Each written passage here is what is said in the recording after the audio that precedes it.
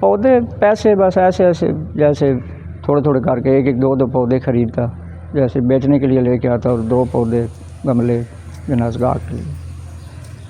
एकदम तो ये रखे नहीं है, ये 5-6 साल हो गए हैं तक मुकम्मल हो गए। अस्सलाम वालेकुम। नफीस अहमद साकी सैगलाबाद की जनाज़गाह में काम किया और उसको खूबसूरत तरीन बनाया। कितना अर्सा लगा है? मुझे 6 साल हो गए। 12 महीने की 17 तारीख को 7 साल हो जाएंगे काम करते हुए। कितने पौधे लगाए, कितनी मालियत के लगाए, कौन कौन से पौधे लगाए? पौधे तकरीबन गमले और पौधे जो हैं वो 1000 के करीब हैं। मालियत का तो अंदाज़ा नहीं है। यूका लगा हुआ है, इटालियन पाम लगा हुआ है, कंगी पाम लगा हुआ है, टेबल पाम लगा हुआ है, मैरी गोल्ड लगा हुआ है, पांडा लगा हुआ है, अस्पारा ग्रास लगा हुआ है, बहुत पौधे हैं। जम्मू रुख लगा हुआ है। कहाँ से लेके आते हैं इतने पौधे? चकवाल से भी लाता हूँ और पत्तों की से भी लाता हूँ और मंगा भी लेता हूँ।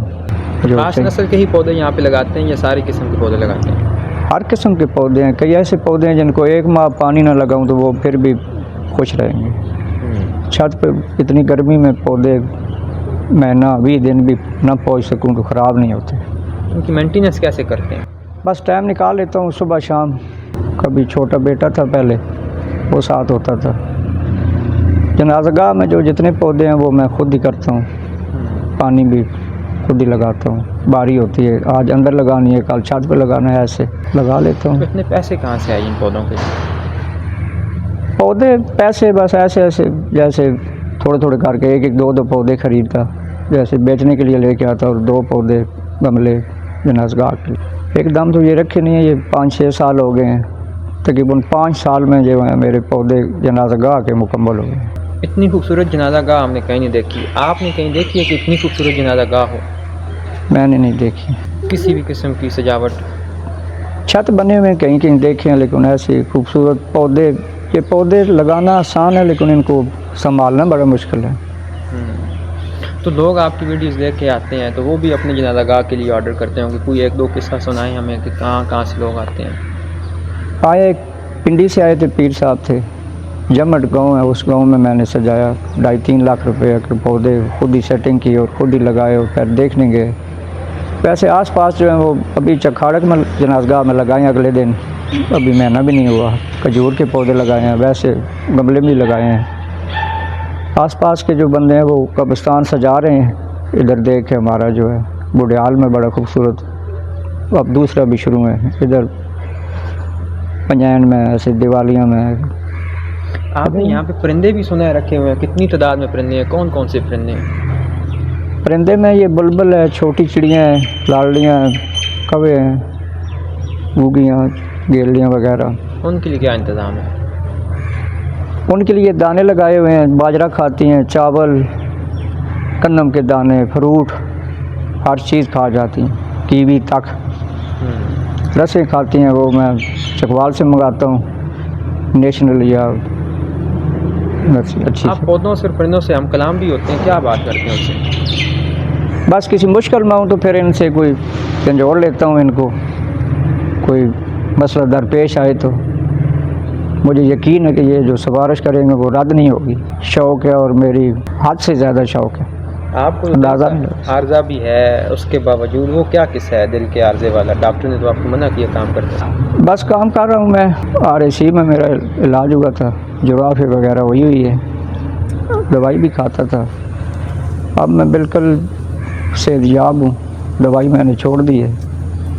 अब मुझे दवाई के साथ दुआएं मिल रही हैं, परिंदे दे रहे हैं, इंसान दे रहे हैं। जो देखता है वो सुभान अल्लाह माशाअल्लाह, फिर वो दवाएं बड़ा असर करती हैं। और मुझे फ़ख्र है उस ज़ात पे। मैं तो गरीब बंदा हूँ, एक टीका भी नहीं लगवा सकता। लाखों करोड़ों का इलाज मुफ्त हो रहा है मेरा।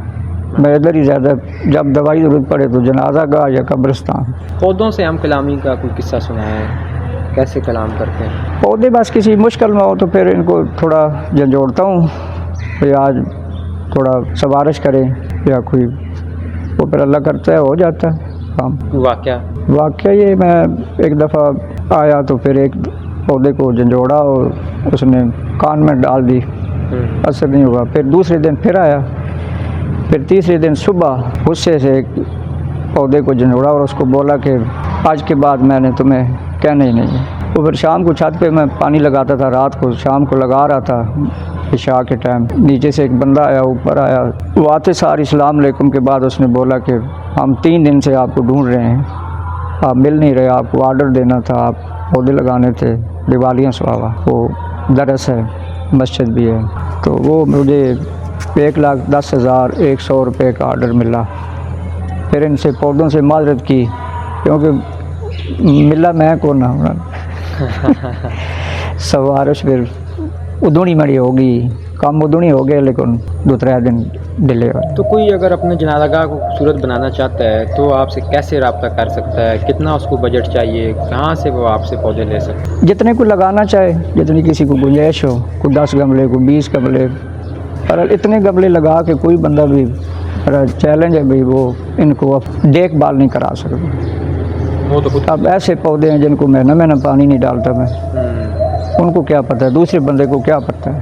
ये तो मेरी शौक़, और मैं हर वक्त इसी के पीछे, बेशक दुकान पे खड़े रहें गाहक, मैं कब्रिस्तान और जनाजा का, जब भी कोई बंदा आता है तो वो पूछता है तो उसको एक ही जवाब, या कब्रिस्तान में गए हुए हैं या जनाजा गाह में, इसके अलावा किसी ने नहीं बताया, या अड्डे पे गए हुए हैं, घर गए हुए हैं, या एक ही।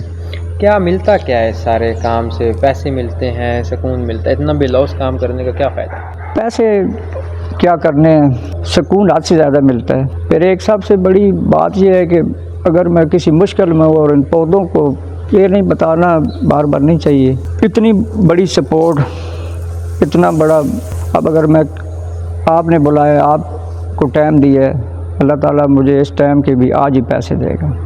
बंदे से मांगो तो वो कहेगा यार कल नहीं दसिया, काम करना करासा, लेकिन इतना वो गल को साफ और शफाफ। आपसे मिलना हो तो कहाँ मिल सकता? मैं दुकान पे हूँगा, या कब्रिस्तान या जनाजा का। दुकान का एड्रेस तो बताएं।